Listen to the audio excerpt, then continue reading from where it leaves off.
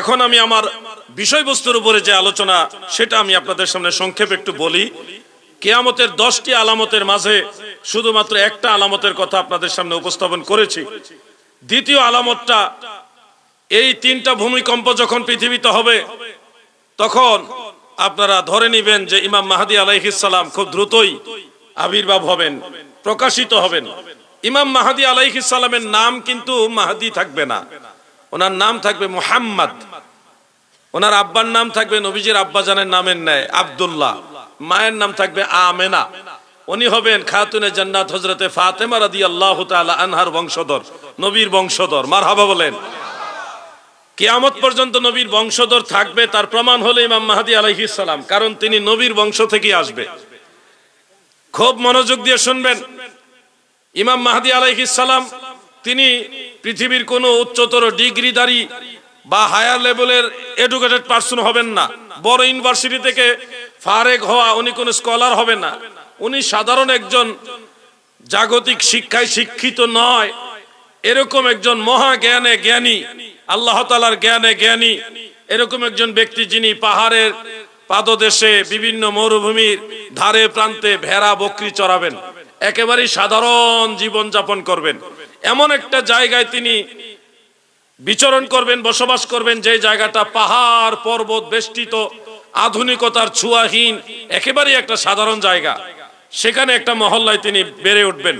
একটানা এই ভেড়া বকরির রাখালি করতে করতে তিনি প্রায় 40 বছর বয়সের ধার প্রান্তে পৌঁছে যাবে, কিন্তু ওনাকে বিয়ে করাবে না, একেবারেই সাধারণ মানুষ হবে উনি।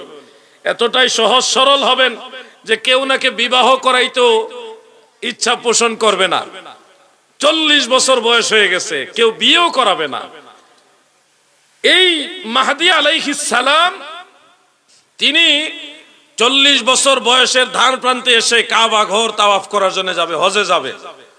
হজ সম্পাদন করতে যখন যাবেন তো কাবা ঘর তাওয়াফের সময় আল্লাহর আউলিয়া যারা কাবা ঘরে অবস্থান করে তারা ওনাকে দেখে চিনে ফেলবে। কারণ ইমাম মাহদী আলাইহিস সালামকে চিনার কিছু আলামত রয়েছে। উনি যখন কথা বলবেন ওনার কথার মধ্যে তুতলামু তুতলামু ভাব আসবে, কথা বলতে গেলে কথা বেজে যাবে। এবং এই কথা কেন বেজে যায় এই জন্য রাগান্বিত হয়ে গুসা করে উনি এই উরুতে আঘাত করবে। এটা ওনার একটা অভ্যাস থাকবে, পবিত্র অভ্যাস। ইমাম মাহদী আলাইহিস সালামের কানের এই লতিটা তুলনামূলক একটু বড় হবে, এইখানে সামান্য পশম থাকবে। ওনার নাকের এই অংশটা খুব তীক্ষ্ণ হবে, লম্বা হবে, এই অংশটা চুক্কা হবে। এবং ওনার কপাল তুলনামূলক একটু বড় হবে। ওনার চুল থাকবে কাঁধ শুয়ে শুয়ে যায় এমন লম্বা, খুব সুন্দর সিল্কি চুল, জান্নাতি চুল। ওনার দাড়িও হবে ওরকম অনেক চমৎকার সুন্দর নুরানি দাড়ি মুবারক। এরপর উনি যখন এই হাত ইয়ে করবে, অন্য সাধারণ মানুষের মতো হাত হবে না, ওনার আঙ্গুল এবং হাত তুলনামূলক একটু বেশি লম্বা হবে। এরপরে উনি যখন হাঁটবে ওনার সাথে হেঁটে কেউ পারবে না, উনি খুব দ্রুতগামী হাঁটনেওয়ালা হবে। যখন কেউ হাঁটবে ওনার সাথে হেঁটে কেউ পারবে না, খুব দ্রুতগামী হবে উনি। ওনার 2টা চোখের এই ব্রু এত সুন্দর হবে, এই ব্রুগুলি মাঝখানে চিকন একটা রেখা দিয়ে একটা আরেকটার সাথে এইভাবে মিলিত থাকবে। এগুলি দেখে ওনাকে আরো সুন্দর দেখা যাবে। এই সুন্দর নুরানি জিসমের অধিকারী হবেন ইমাম মাহদী আলাইহিস সালাম।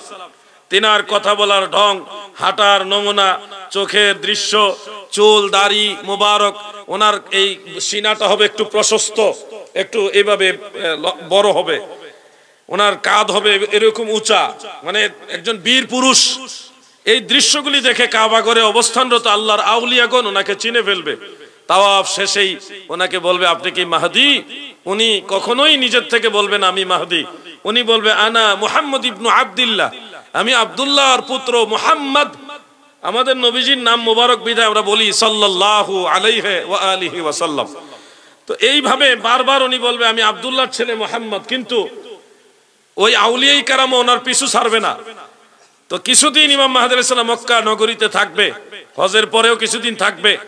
কিন্তু মক্কার মানুষ তৎকালীন সময়ে এত পরিমাণে পাপাচারে লিপ্ত থাকবে, ধর্মের ব্যাপারে এতটাই অবহেলা করবে, এগুলি দেখে ফাসিকি কাজ দেখে ইমাম মাহদী আলাইহিস সালাম মদিনা শরীফের দিকে রওনা দিবে। মক্কা মদিনার মাঝামাঝি একটা এলাকায় যাওয়ার পরে আরেকটা কাফেলার সাথে ওনার দেখা হবে।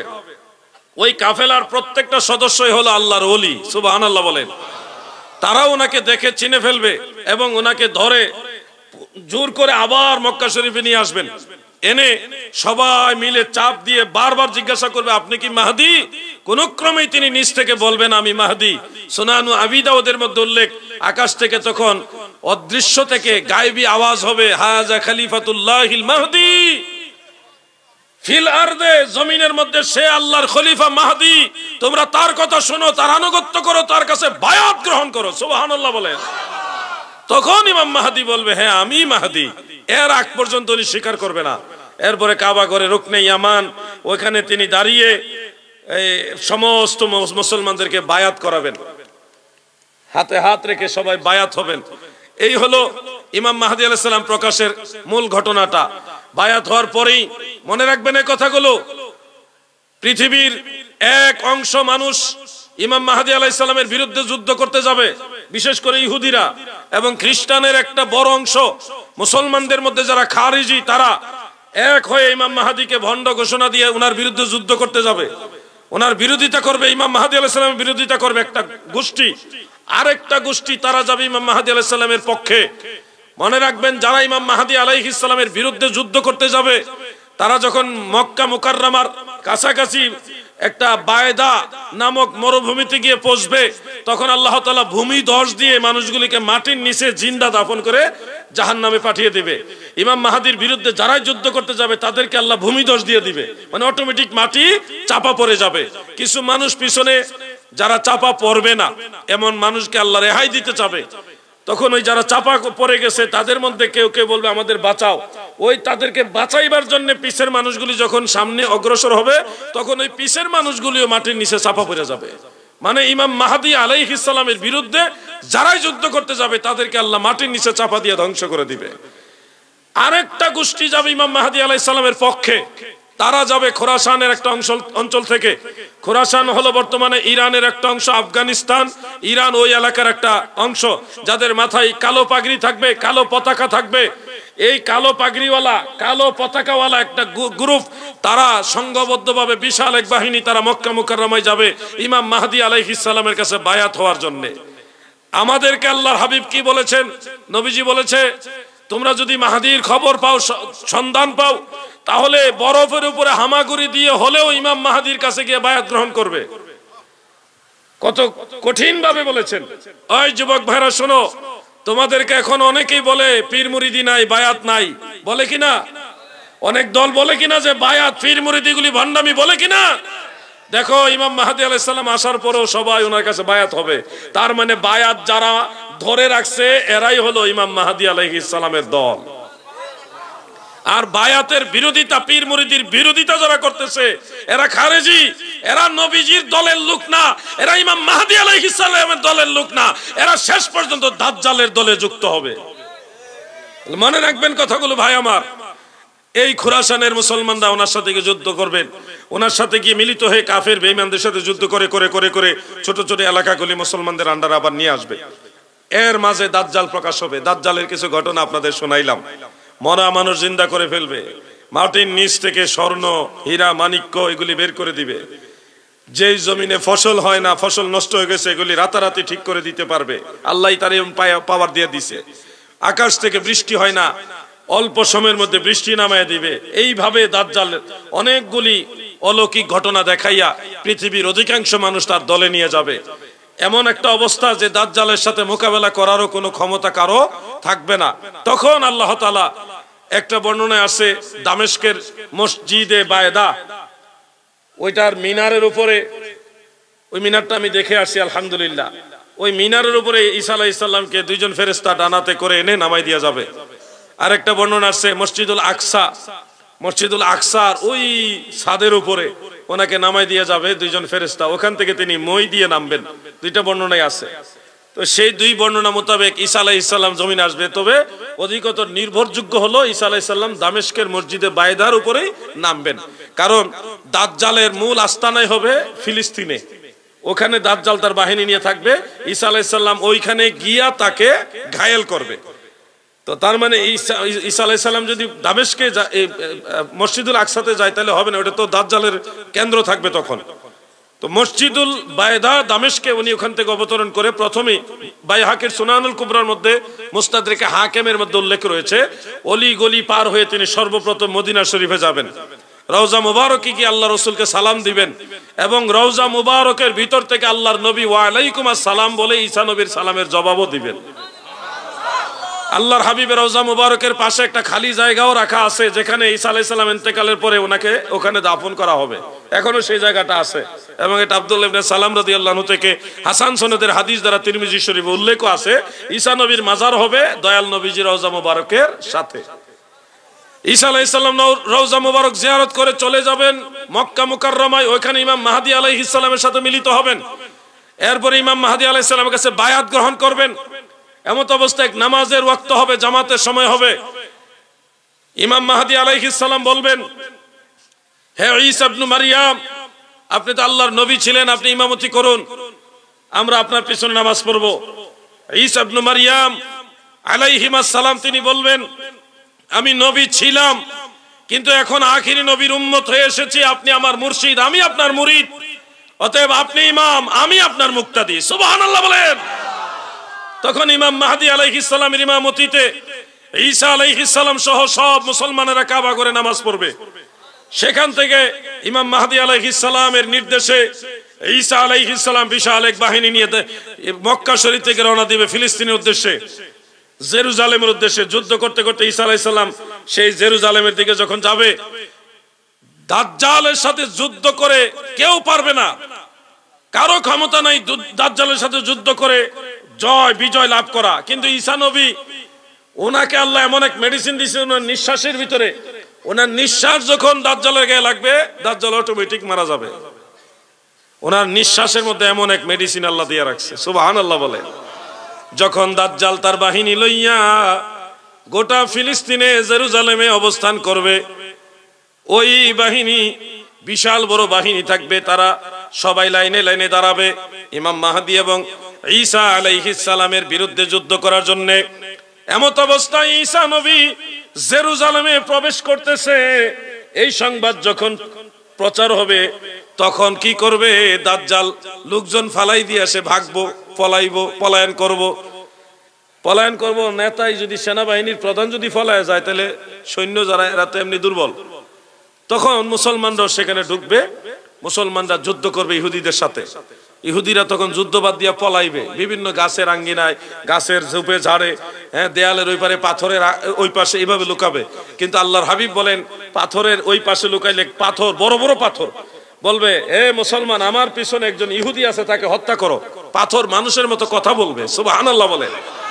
দেয়ালের ওই পারে লুকাইলে দেয়াল বলে দিবে, আমার পিছনে মানুষ আছে, ইহুদি আছে, তাকে মারো। গাছ, বড় গাছ, গাছের ওই পারে লুকাইলে, আমি গাছও দেখে আসছি, ওয়াল দেয়াল যা আছে জেরুজালেমে, আল্লাহ আমাকে একবার যাওয়ার তৌফিক দিয়েছে, আমি গেছি, দেখে আসছি। আবার ঈদের পরের দিন, রোজার ঈদের পরের দিন ফিলিস্তিনে যাবো ইনশাআল্লাহ, আবার দেখবো ইনশাআল্লাহ, আল্লাহ যদি কবুল করে। তো সেই গাছ, দেয়াল, পাথর সব বলে দিবে আমার পিছনে ইহুদি আছে, হত্যা করো। সব ইহুদি বের করে করে তাদেরকে জাহান্নামের দিকে পাঠানো হবে। একটা গাছ বলবে না, তার ঝোপের ভিতরে আড়ালে ইহুদিরা লুকালে সেই গাছ বলে দিবে না। এই গাছটার নাম হলো, এলাকার আমরা বলি ইহুদি গাছ, আর এটা হলো শাজারাতুল গারকাত, গারকাত গাছ। গারকাত গাছ এটা ইহুদি লুকাইলেও বলবে না। এই জন্য দেখেছি ফিলিস্তিনের প্রত্যন্ত অঞ্চলে ইহুদিরা এই গারকাত গাছ খালি লাগাইছে। আপনারা গুগলে সার্চ দিলে দেখতে পারবেন গারকাত গাছ অনেকটা বড় হয়ে গেছে। এই গাছগুলি যদি একটু মোটা সাইজের হয় তখনই মনে করতে পারেন যে টাইম হয়ে গেছে। আল্লাহু আ'লাম। ভাই আমার, বন্ধুরা আমার, ইহুদিদেরকে এইভাবে খতম করে দেওয়ার পরে হযরতে ঈসা আলাইহিস সালাম তরবারি হাতে নিয়ে দাজ্জালকে তালাশ করবে। দাজ্জাল কোথায় আছে? দাজ্জালরে ধরতে হবে। দাজ্জাল এদিকে ভাগছে, ভাগতে ভাগতে এমন একটা জায়গায় গেছে, ওই জায়গায় একটা গেট আছে, গেট, সাদা গেট। ওই গেটটাও দূর থেকে দেখার সৌভাগ্য আল্লাহ আমাকে দিয়েছে। ওইখানে গিয়ে ঈসা আলাইহিস সালাম দাজ্জালকে পাকড়াও করবে এবং নিঃশ্বাস লাগার পরে সে ওখানেই খতম হবে, সে জাহান্নামী হয়ে যাবে। এইভাবে ঈসা আলাইহিস সালাম তিনি গোটা পৃথিবীকে মুসলমানদের আন্ডারে নিয়ে আসবেন। ভাই আমার, কিন্তু তখন কিয়ামতের আরেকটা বড় আলামত প্রকাশ হবে। আলামতে কুবরার আরেকটা অন্যতম আলামত হলো তখন ইয়াজুজ মাজুজ বের হবে। ইয়াজুজ মাজুজ এমন এক দানব প্রকৃতির মানুষ, তারাও বনি আদমের অন্তর্ভুক্ত, কিন্তু তারা খুব দানব আকৃতির, বিশাল দেহধারী। সারা পৃথিবীর সব মানুষ একসাথে হয়েও ইয়াজুজ মাজুজের সাথে যুদ্ধ করতে পারবে না। তাদের গুলি মারলে আর বোমা মারলে কিছুই হবে না, এত বড় বৃহৎ আকার, শক্তিশালী। বাদশাহ জুলকারনাইন, ওনার আমলে উনি যখন পৃথিবীর শেষ প্রান্তে গেলেন, ওই প্রান্তে যাওয়ার পরে একটা মহল্লা পাইলেন। সেই মহল্লার মানুষ অভিযোগ করলো, হে বাদশাহ মহোদয়, আপনি যদি আমাদের বাদশাহ হয়ে থাকেন তাহলে আমাদের উপকার করেন, আমরা তো আপনার প্রজা। এই দেব আকৃতির কিছু লোক এসে আমাদের ফসল, জমি জমা, ঘর বাড়ি, আসবাবপত্র নষ্ট করে দেয়, তাদেরকে প্রতিরোধ করার ব্যবস্থা করেন, আপনাকে আমরা ধন সম্পদ, টাকা পয়সা দিয়ে সহযোগিতা করতেছি। বাদশাহ তখন বললো, তোমাদের সম্পদ লাগবে না, তোমরা শ্রম দাও। তখন ওই যে বিভিন্ন ধরনের ধাতব জিনিস, লোহা, তামা অথবা এই ধরনের সীসা, এই জিনিসগুলি আগুনের মধ্যে গলিয়ে তারপরে গভীর গর্ত করে ওখান থেকে একটা বিশাল আকারে ওয়াল তৈরি করা হয়েছে। এই ওয়াল করার পরে এখন ওই দুই পাহাড়ের মাঝখান দিয়ে এই ওয়ালটা করে দিয়েছেন, যার কারণে এখন এই পাহাড়ের এই পাশে আর ইয়াজুজ মাজুজ আসতে পারে না, তারা ওইখানে আটকে গেছে। দয়াল নবীজি বলেছেন যে কিয়ামতের ওই যে সময় তারা বের হওয়ার সময় হবে, এর আগ পর্যন্ত তারা ধারালো জিহ্বা দিয়ে এই ওয়ালকে, দেওয়ালকে জিহ্বা দিয়ে চেটে চেটে ক্ষীণ করে ফেলবে, পাতলা করে ফেলবে। যখন সন্ধ্যা হয়ে যাবে তখন বলবে আগামীকাল এসে ওয়ালটা আবার ক্ষীণ করব, ছিদ্র করব, কিন্তু আগামীকাল এসে দেখবে অটোমেটিক আল্লাহর কুদরতে সেই ওয়াল আগের মতো বড় হয়ে গেছে। আবার পরের দিন এসে জিহ্বা দিয়ে চাটে চাটে শেষ প্রান্তে গিয়ে কই কালকে করব। যেদিন তারা এই ওয়াল ভাঙবে, এর আগের দিন বিকাল বেলায় যাওয়ার সময় বলবে, ইনশাআল্লাহ আগামীকাল আমরা ওয়াল ভাঙবো। ইনশাআল্লাহ যেদিন বলবে ওই দিন তারা যে পরের দিন এসে জিহ্বা দিয়ে চেটে ওয়াল ছিদ্র করে ফেলবে এবং তারা সহজরে আঘাত করে সেই ওয়াল ভেঙে ফেলবে। পৃথিবীতে তারা আসবে, এসে ফিলিস্তিন এবং জর্ডানের মাঝখানে একটা হ্রদ আছে, তাবারি হ্রদ। সেই তাবারি হ্রদের ভিতরে তারা নামবে, পানি, বড় একটা নদীর মতো পানি। এটার মধ্যে নেমে অল্প কিছু ইয়াজুজ মাজুজ পুরা নদীর পানিটা খেয়ে ফেলবে। পিছনের বাহিনী এই নদী দেখে তারা বলা বলি করবে, এখানে মনে হয় কখনো পানিই ছিল না, অথচ কত বড় রাক্ষস, আগের কয়েকজনে মিল্লা পুরা পানি খেয়ে লাইছে। একটা হ্রদ, বিশাল বড় একটা হ্রদ, মানে অনেক বড়। আমি এটা দেখে আসছি, আলহামদুলিল্লাহ, জর্ডানের বর্ডার থেকে দেখা যায় তাবারি হ্রদ। তো সেখান থেকে তারা সারা পৃথিবীতে অত্যাচার চালাবে, ইয়াজুজ মাজুজ সারা পৃথিবীতে ধ্বংসের, একেবারে ধ্বংসযজ্ঞ চালাবে, সবকিছু তছনছ করে দিবে, খাবে, ভাঙবে, চুরমার করে দিবে। তখন আল্লাহ তাআলা ইলহামের মাধ্যমে ঈসা নবীকে বলবেন, তুমি মুসলমানদেরকে নিয়ে, মুমিনদেরকে নিয়ে পাহাড়ের চূড়ায় উঠে যাও। তখন মুমিন মুসলমানরা সবাই ঈসা নবীর নির্দেশে পাহাড়ের উপরে উঠে যাবে। ওই সময় ইমাম মাহদী আলাইহিস সালাম থাকবে না, তিনি ইন্তেকাল হয়ে যাবে। ইমাম মাহদী আলাইহিস সালামের মাজার কোন জায়গায় হবে এটা নিয়ে দুইটা মত। একটা হলো মদিনা শরীফের রওজা মুবারকের কাছেই হবে, আরেকটা মত হলো কারবালার ময়দানে ফুরাত নদীর কিনারে ইমাম হুসাইন রাদিয়াল্লাহু আনহুর মাজার থেকে সামান্য একটু দূরে, ওইখানে আমি ওই জায়গাটাও জিয়ারত করে আসছি। জায়গাটা আলাদা করে রাখা আছে এখনো, ইমাম মাহদী আলাইহিস সালামের মাজার যেখানে হবে। তো ইনশাআল্লাহ আবার ঈদের পরে সে ইরাকে কারবালার ময়দানে যাওয়ারও ইচ্ছা আছে। আমাদের ছোট্ট একটা কাফেলা হয়েছে, আমরা একসাথে যাব। সেখানে ইমাম মাহদী আলাইহিস সালাম দাফন হয়ে যাবেন ইন্তেকালের পরে। ঈসা আলাইহিস সালাম মুমিনদেরকে নিয়ে পাহাড়ের উপরে উঠে যাবেন। এদিকে সারা পৃথিবীতে তছনছ করে দিবে। 40 দিনের খাবার নিয়ে মুমিন মুসলমানরা পাহাড়ের উপরে উঠছে। 40 দিন তো মোটামুটি প্রায় শেষ, খাবারও শেষ, পানিও শেষ, খুব কষ্টের মধ্যে মুসলমানরা থাকবে। তখন ঈসা নবী আল্লাহর কাছে দোয়া করবে, আল্লাহ, ও আল্লাহ, আপনার মুমিন বান্দাদের কষ্ট হইতেছে, আপনি সাহায্য করেন। ঈসা নবীর দোয়া কবুল হবে এবং ওই ইয়াজুজ মাজুজের শরীরের ভিতরে অজানা দুর্লভ এক জাতের পোকা হবে। এই পোকা মানে ভাইরাস আক্রমণ করবে, করে সমস্ত ইয়াজুজ মাজুজকে অল্প 2-4 দিনের মধ্যেই মানে তারা সব মারা যাবে। সারা পৃথিবীর সমস্ত ইয়াজুজ মাজুজ মারা যাবে। মারা যাওয়ার পরে ঈসা নবী এবং মুমিন বান্দারা বিভিন্ন পাহাড়ের চূড়া থেকে জমিনে, সমতল ভূমিতে অবতরণ করবে। কিন্তু এই পচা দেহগুলো, ডেড বডি যেগুলি, পচার গন্ধে কোনো মুসলমান টিকে থাকতে পারবে না। তখন ঈসা আলাইহিস সালাম আবার আল্লাহর কাছে দোয়া করবে, আল্লাহ, ও আল্লাহ, পচা গন্ধে টিকা যায় না, আপনি সাহায্য করেন। তখন আকাশ থেকে আল্লাহ তাআলা অঝোর ধারায় বৃষ্টি দিবে। এত পরিমাণ বৃষ্টি হবে যে সারা পৃথিবী ব্যাপী বন্যা হয়ে যাবে। এই পানি জোয়ারের পানির মতো ধাক্কায়া এই পচা বডিগুলোকে, ডেড বডিগুলোকে সাগরের মধ্যে নিক্ষেপ করে দিবে। তখন সারা পৃথিবী হবে পবিত্র। ঈসা আলাইহিস সালাম সহ মুমিন মুসলমানরা তখন শান্তিতে বসবাস করবে। এক পর্যায়ে ঈসা নবী বিবাহ শাদীও করবেন। ৪৫ থেকে ৪৬ বছর তিনি বেঁচে থাকবেন। এরপরে উনি ইন্তেকাল হবে, ওনাকে দাফন করা হবে রাসূল পাকের রওজা মোবারকের কাছে। ঈসা নবী ইন্তেকাল হয়ে যাবে, ইমাম মাহদী আলাইহিস সালাম ইন্তেকাল হয়ে যাবে। কিন্তু এর পরবর্তী সময়টা খুব দ্রুত গতিতে মুসলমানেরা, ইমানদারেরা আবার গুমরা হয়ে যাবে, অল্প সময় গুমরা হয়ে যাবে। এমন ভাবে গুমরা হবে যে আল্লাহকে আল্লাহ বলে ডাকার মতো কেউ থাকবে। এই সময়টা যখন যাবে, আমার ভাইরা, সারা পৃথিবী ব্যাপী একটা ধোঁয়া আসবে, ধোঁয়া। এই ধোঁয়া সারা পৃথিবীর মুমিন মুসলমান সহ কাফের মুশরিক যারা আছে তাদের সবার শরীরের মধ্যে টাচ লাগবে। এই ধোঁয়া যাদেরই লাগবে, ইমানদার মুমিন বান্দা যারা, তাদের শরীরে ধোঁয়া লাগার পরে সর্দি কাশি হবে, ঠান্ডা লাগবে, সর্দি হবে, কাশ হবে, কিন্তু তেমন কোনো কষ্ট হবে না, এই স্বাভাবিক সর্দি কাশি হবে। কিন্তু কাফের মুশরিক যারা, যাদের ঈমানদার থাকবে না, তাদের এই ধোঁয়া লাগার পরে শরীরে যতগুলো ছিদ্র আছে সবগুলি ছিদ্র দিয়ে এমন যন্ত্রণাদায়ক কষ্ট হয়ে সেই ধোঁয়াগুলি ঢুকবে এবং বের হবে। এত কষ্ট হবে কাফেরদের এই ধোঁয়া। এটা হলো কিয়ামতের আরেকটা আলামত। ভাই আমার, ওই আলামত শেষ হওয়ার পরে কিয়ামতের বড় আরেকটা আলামত হবে। দাব্বাতুল আরদ নামক একটা প্রাণী পৃথিবীতে অবতরণ করবে, যে প্রাণীর মধ্যে 10টা প্রাণীর সুরত এক প্রাণীর মধ্যেই থাকবে। উটের মতো বিদ্যুৎ আসছে, আলহামদুলিল্লাহ, বলি আলহামদুলিল্লাহ। একটু দরুদ শরীফ পড়ি। আল্লাহুম্মা সাল্লি আলা মাওলানা মুহাম্মদ ওয়া আলা আলি